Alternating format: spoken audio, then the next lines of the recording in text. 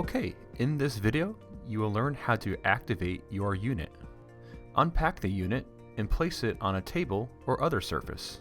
Look at the back of the unit to locate your license sticker. You will notice a small scratch-off covering part of the license key.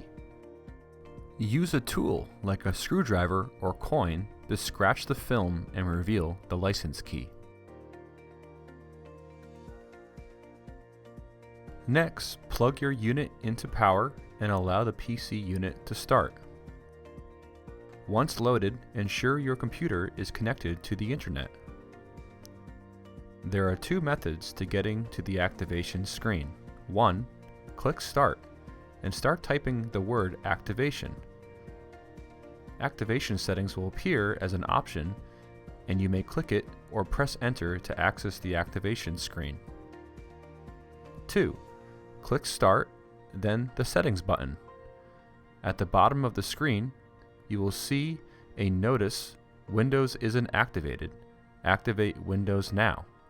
Click it to access the activation screen. On the activation screen under Activate Windows, click Change Product Key and type in the product key from your Windows license sticker on the back of the unit. Click Next. Then Activate.